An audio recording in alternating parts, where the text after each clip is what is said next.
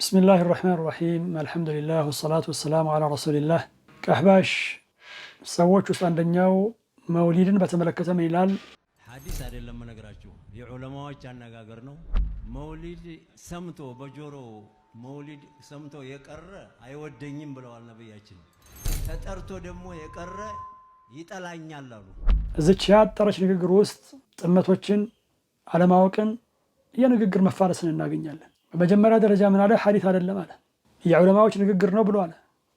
ከዚያም መውሊድን ሰምቶ የቀረ አይወደኝም ብለዋል ነብያችን ብለዋል።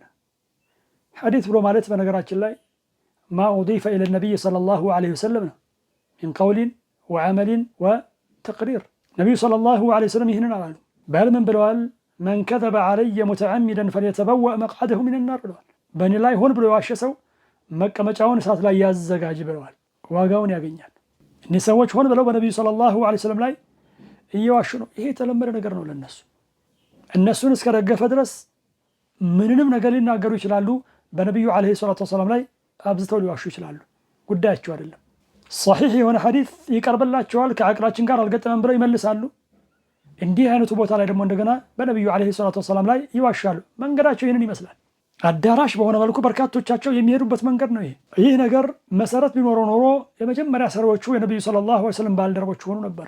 ነገር ግን አልፈጸሙትም፣ ወደዚህ ጥሪ አላደረጉም፣ አላስተማሩም።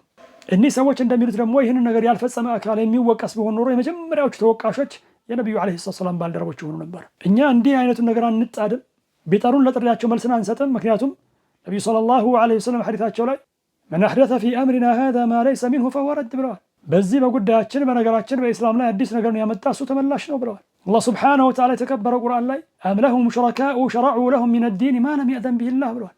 ለነሱ ተጋሪዎች አሏቸውን ከሃይማኖት የሚደነግጉላቸው አላህ ሱብሓነሁ ወተዓላ ባላዘዘው ባልፈቀደው ማን እንደነገገላችሁ እንላቸዋለን። መውሊድን ይቅርና እንዲህ አይነቱ ዛቻ ሊኖርበት ነብዩን አይወድም ነብዩን ይጠላል ተብሎ ሊባልበት የተፈቀረ ለመሆኑ እስኪ ቁል ሃቱ ቡርሃነኩም ኢን ኩንቱም ሷዲቂን፣ እስኪ ወደ አቅሎቻችሁ መለስ በሉ፣ እልሁን ተውት።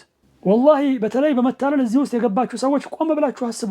እኔ የኔን ስሙ አይደለም የምለው፣ ቃል አላሁ ወቃለ ረሱሉሁ ልመዱ። እስኪ ማስረጃው የአላህ ሱብሓነሁ ወተዓላ ንግግርና የመልእክተኛው ዐለይሂ ሰላቱ ወሰላም ሰሒህ ሐዲስ ነው። የእኛ ንግግር አይደለም፣ የእናንተ ንግግር አይደለም፣ የእነሱ ንግግር አይደለም። ኧረ ቆም ብላችሁ አስቡ፣ እልሁን ተውት። እስኪ ሁላችንም ለአላህ ሱብሓነሁ ወተዓላ ሸሪዓ እጅ የሰጠን ሰዎች አይደለንም ወይ? የነቢዩ ሰለላሁ ዐለይሂ ወሰለም ተከታዮች አይደለንም ወይ? እስኪ ለምንድን ነው ዙሁር ላይ ተስማምተን 4 ረክዓ የምንሰግደው፣ መግሪብ ላይ 3 የምናደርገው፣ ፈጅር ላይ 2 የሚሆነው? መሰረት ስላለው አይደለም ወይ? ዙሁር ላይ ቀብልያ ይኖራል፣ ባዕድያ፣ ዒሻ ላይ እንደዚሁ። እነዚህ ቦታዎች ላይ ለምን አንድ እንሆናለን? ለምን ተስማማን? እነዚህ ነገሮች መሰረት ስላላቸው አይደለም ወይ? ነገር ግን መሰረት የሌላቸው ነገሮች ላይ ከባድ የሆነ መፋለስ አለ። የምንተወው እነዚህ መሰረት የሌላቸውን ነገሮች ነብዩ ዐለይሂ ሰላቱ ወሰላም ስለማንወድ አይደለም፣ ነብዩ ሰለላሁ ዐለይሂ ወሰለም ስለምንወድ እንጂ። እሳቸውን ባንወድ ኖሮማ ይሄ ሁሉ ንግግር ባላስፈለገ ነበር። ዐለይሂ ሰላቱ ወሰላም ከነፍሳችን በላይ ልንወዳቸው ይገባል እሳቸውን። ነገር ግን ውዴታ የሚገለጸው ከምንም በላይ በተግባር ነው። ተግባር የማይከተለው ውዴታ ዋጋ የለውም። አቡ ጣሊብ ነብዩ ዐለይሂ ሰላቱ ወሰላም ይወድ ነበር፣ አልተከተላቸውም ግን። ስለዚህ እልሁን እንተውና እስኪ ወደ ኪታብና ወደ ሱና እንመለስ። ወላሁ ተዓላ አዕለም። ወሰላሙ ዐለይኩም ወረሕመቱላሂ ወበረካቱሁ።